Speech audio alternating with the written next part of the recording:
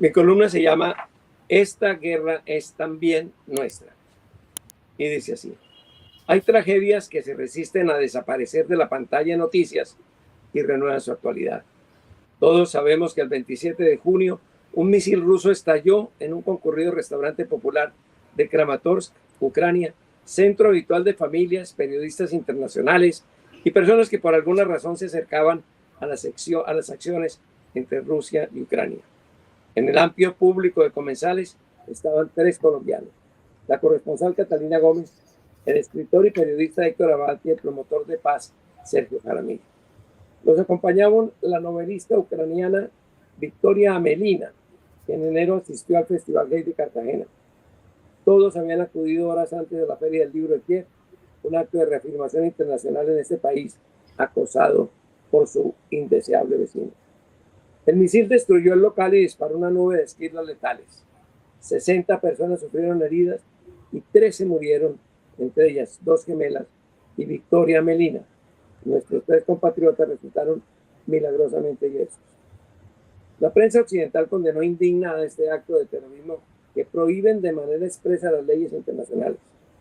Abad ha tenido que hablar todos los días por la radio, la televisión, los periódicos de España y otros países. El gobierno colombiano, que evitaba untarse en el conflicto, condenó el ataque y protestó formal y reciamente ante la embajada rusa. Por contraste, la solidaridad con los damnificados no fue unánime en nuestro país. Hubo 3 tipos de reacciones cobardes. Culpa de ellos, errorcito ruso y para que aprendan. Algunos censuraron a las víctimas y en especial a los colombianos. ¿Qué hacían ellos allí?, preguntaron ofendidos. Oh, sí. ¿Qué hacían 2 periodistas y un líder pacifista en un foco de noticias? No sospechan los críticos que ese es su oficio. Los primeros exhibicionistas callaron el único interrogante válido: ¿qué hace Rusia bombardeando Ucrania? Otros mencionaron una posible equivocación. No la hubo. El proyectil era un misil Islander Iskander supersónico con margen de error inferior a 5 metros. Putin, que ya es famoso criminal de guerra al lado de Pinochet y Kissinger, pretendía responder con violencia al descrédito que le dejó la rebelión paramilitar de Wagner y lo hizo contra el blanco más fácil: civiles inermes.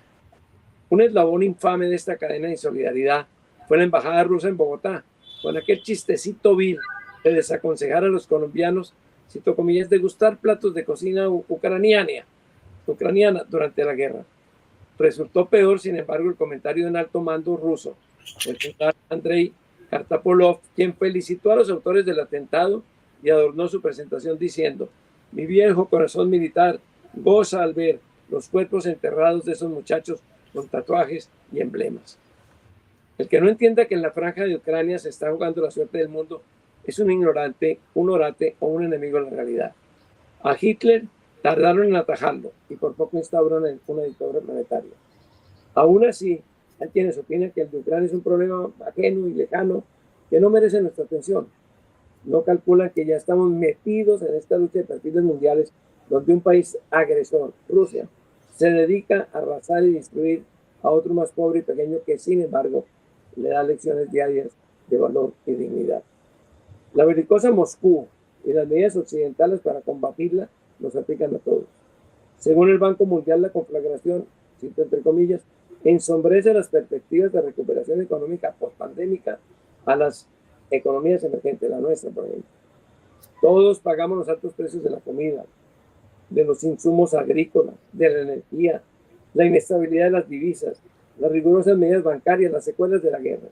Más de 8 millones de ucranianos abandonaron el país y se sumaron a la legión de desplazados universales, entre ellos cientos de miles de colombianos que buscan comida, techo y trabajo. ¿De verdad creen ustedes que este horrible asunto no tiene nada que ver con nosotros? La columna tiene una segunda parte que se llama Piense lo que compra. Hay un recurso que permite a ciudadanos del común mostrarse contra el dañino Putin. Cuando estalló el conflicto, los gobiernos occidentales pidieron a sus empresas que abandonaran el mercado ruso. Cientos de compañías tradicionales, perdón, transnacionales lo hicieron.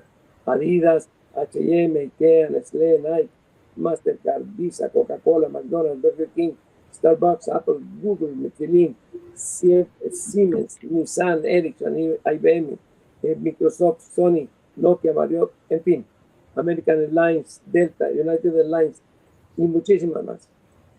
Otras, oportunistas y cínicas, decidieron aprovechar los vacíos de la Fed. Es el caso de Unilever, que en Colombia vende millones de dólares al año representados por ítems de comida e higiene. La multimillonaria empresa anunció hace 2 años que se retiraría de Rusia como las otras. Mentiras, no lo ha hecho, ahí sigue. Por el contrario, según la fundación Follow the Money, dobló sus utilidades el año pasado, en Rusia no, dobló sus utilidades el año pasado, aumentó su pauta publicitaria en Rusia y paga al fisco ruso jugosos impuestos, 331 millones de dólares, que ayudan a Putin a sostener la sangría. No somos una ONG, se excusó su gerente mundial. Seguimos vendiendo nuestros productos. Esta semana, hace 4 o 5 días, el gobierno ucraniano calificó a Unilever de patrocinador internacional de la guerra. Esto significa que al adquirir los productos de Unilever, los colombianos estamos ayudando a consolidar las finanzas de unos capitalistas sin escrúpulos cuya única bandera es la ganancia. Entre sus marcas en Colombia se encuentran Fruco, Maicena, Knorr, Mimosín, Pepsodent, Dove, mayonesa Hellman, jabones Fab y Skip, helados Cordó, de Lipton y vaselina. Repito, Fruco, Maicena, Knorr, Mimosín, Pepsodent, Dove, mayonesa Hellman, jabones Fab y Skip, helados Cordó, de Lipton y vaselina. Abstenerse de comprarlos es una manera modesta pero digna de rechazar esta barbarie que al final sí tiene que ver con nosotros. Esa es mi columna. Muy buenísima y muy necesaria, además. Muy necesaria. Qué ignominia la que lo sometieron, además, en las redes y todo, cuando eso sucedió en muchos círculos digitales, lo que se las alcanzaron, lo que los molestaron y demás. Qué buena reivindicación, muy necesaria. Totalmente.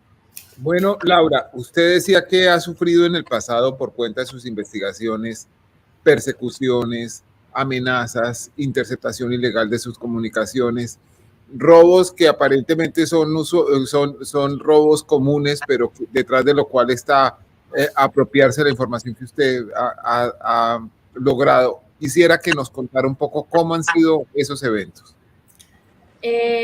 Pues la primera vez que lo sufrí, Daniel, fue en el año 2015, el mismo año en que llegaba a Barranquilla a cubrir acá, digamos, con este proyecto que se llamaba La Silla Caribe, cuando me atreví a hacer una historia que en Barranquilla era muy vetada, ¿no? Era todo un mito, la historia de estos empresarios DAES, que son protagonistas del libro porque ellos son un suprapoder en Barranquilla al lado, o sea, alrededor de los char.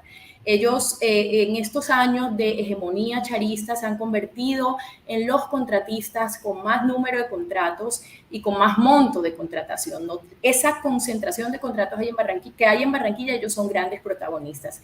Ese año yo me atreví a hacer esa investigación para contar lo que se sabe de ellos, pero también aquello de que no se sabe o no se menciona mucho y que está relacionado con sus investigaciones por narcotráfico.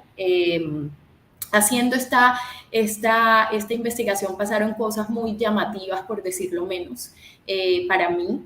La más grave quizá fue un aparente asalto que me hicieron 3 motos con hombres armados que se me llevaron el celular, las libretas de apuntes, luego me hicieron llegar el celular a través de una persona, pero ya con todo reseteado, con todos los números borrados, y nunca, digamos, me permitieron recuperar mis libretas de apuntes. Este episodio fue público, Juanita León lo contó, la Flip lo documentó.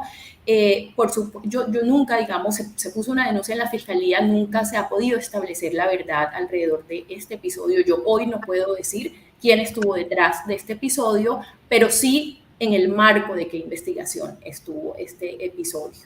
Es muy curioso porque cuando estaba haciendo el libro y yo consulté a los personajes, por supuesto, protagonistas del libro, una persona, y yo lo detallo en el epílogo del libro por sugerencia incluso del 20 que hizo esta edición legal, una persona cercana a estos contratistas me recordó ese episodio cuando me dijo, ellos no van a hablar, tú eres una calumniadora y te voy a bloquear antes de que te inventes que te asaltaron para robarte la información. A mí eso me pareció muy, muy duro porque yo no sabía si entenderlo como un mensaje de algo que me podía volver a pasar. Esto fue quizás también durante esa reportería pasaron cosas como que yo llegaba a donde Fuentes, y las Fuentes me decían que ya sabían que La Silla Vacía estaba haciendo esta historia, cosas que hacían pensar como que yo no estaba en el dominio ni siquiera de mi propia información y de mi propia investigación, y me sentí muy vulnerable en aquel momento. Eso pues entre varias otras cosas.